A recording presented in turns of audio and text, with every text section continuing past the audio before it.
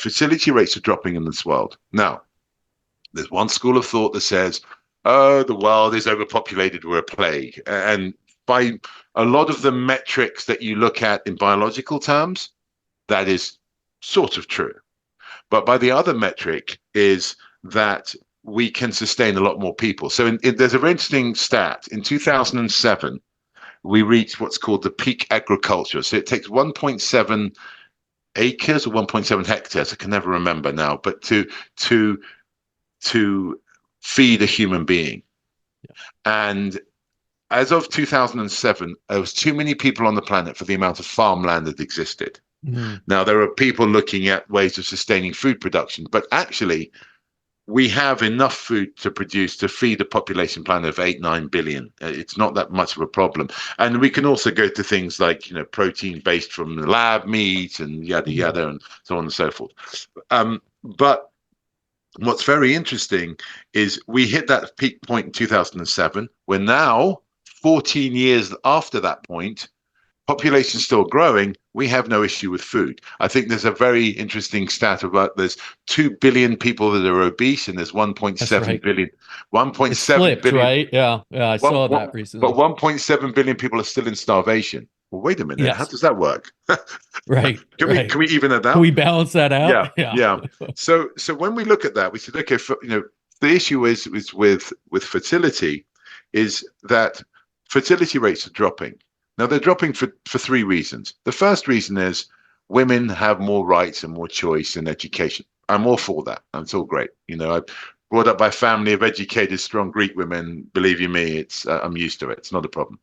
The second thing is the cost of children. Back in the good old days, when, kids were like 8 years old, you stuck them out in the fields and they made you money. Now, they're a sinkhole till they're 25 because they're at college and you've got to do this and you've got to do that, right? And you still have them on your health insurance till you're 25, right? So that just says a lot, which ironically is the time that you actually physically stop growing, which is an interesting age. And this is something we can talk about maturity coming later on.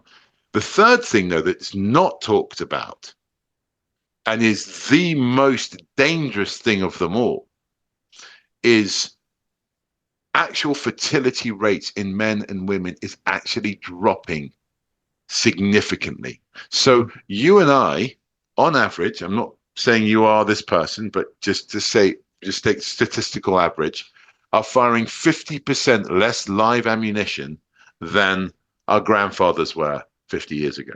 50%. Now, that's still a lot of bullets, but that fact of sperm motility is decreasing. You have deformity of sperm, you have increased levels of autism because of the children, and so on and so forth. And it's not that, we're having children a lot later in life. And this is a very interesting stat with men, which is that when do you think men, I'll give you a question. When do you think men are at their most fertile?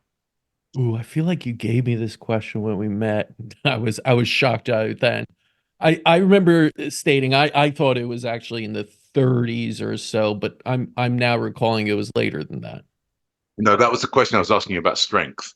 30s and 50. Yeah. It's actually in your mid 40s, 44, 42 to 44. Now, I find that a very strange statistic because I thought to myself, well, what about the drinking and then lifestyle choices? Right. But I don't know why that is. I still don't have the answer for that. But with women, their peak fertility is between 20 to 30, right? Mm-hmm. Or 22 to 30, I think it is, or 22 to 29. It's something in that area.